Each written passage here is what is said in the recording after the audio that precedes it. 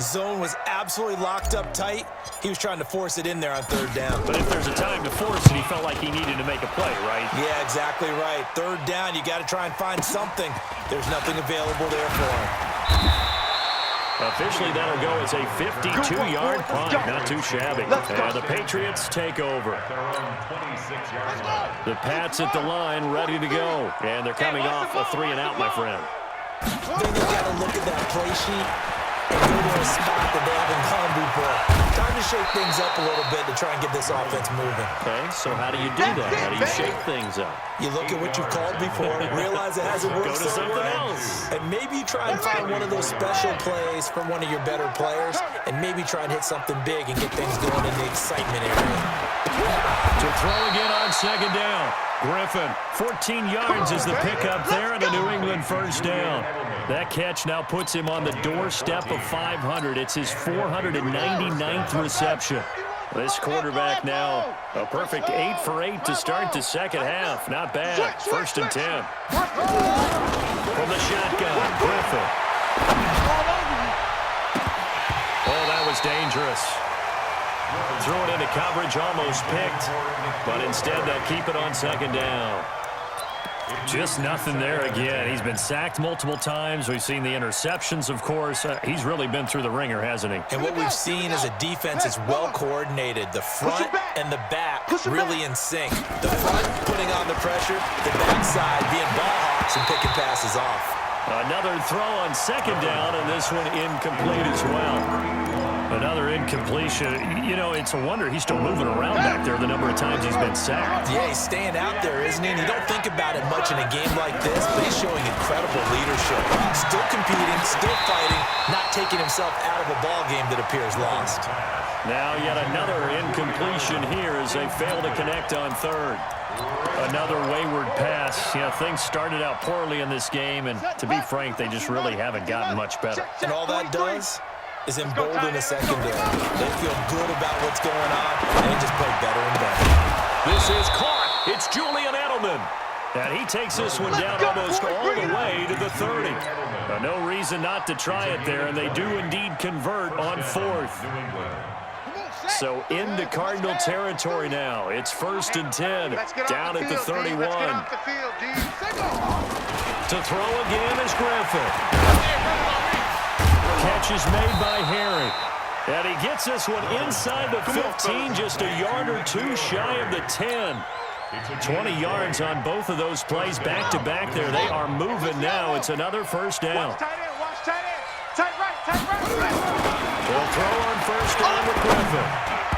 And the coverage terrific there as that's knocked down and incomplete. He was looking for Julian Edelman that time.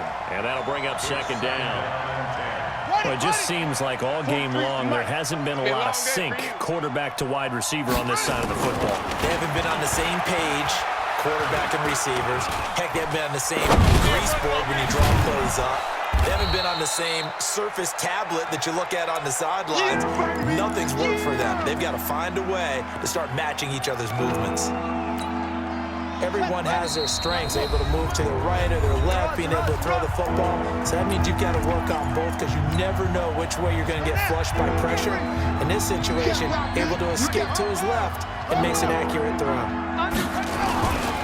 They'll try to run for the first down with Hunt. And he'll get blown up behind the line of scrimmage. Back at the 6. He lost 2, and it brings up 4. Fourth down. Here's RG3. And it's going to be batted down. It will go the other way with the football. They had to go for it with such little time remaining. And the Cardinal defense is going to get the football back. They start the drive on the ground. Kamara has it stripped. And it's picked up by the Patriots. And fantastic field position has them just outside the 10 at the 11-yard line in the red zone. So they need to determine if that knee was down before the ball was coughed up. And they also wanted to make sure that the ball was possessed as they were going through, that the ball wasn't working its way free before the knee hit the ground.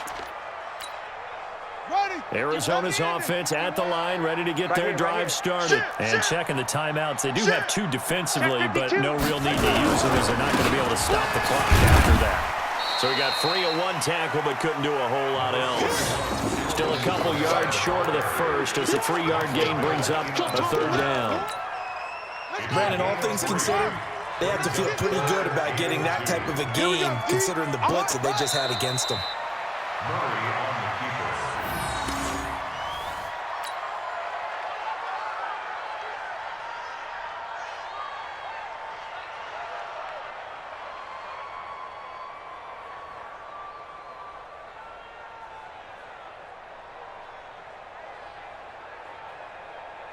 Here's Britton Colquitt now, standing about a yard deep in his own end zone. And he gets this away, and look at this. This is a good one. And now Edelman. Now a late flag comes in as they got him down via the face mask, and that'll give him even better starting position. Well, we looked at each other right away. We knew that flag was coming out. And I always enjoy the conversation post because officials always tell you, I don't want to throw the flag, but you caused the play. You did it. I had to.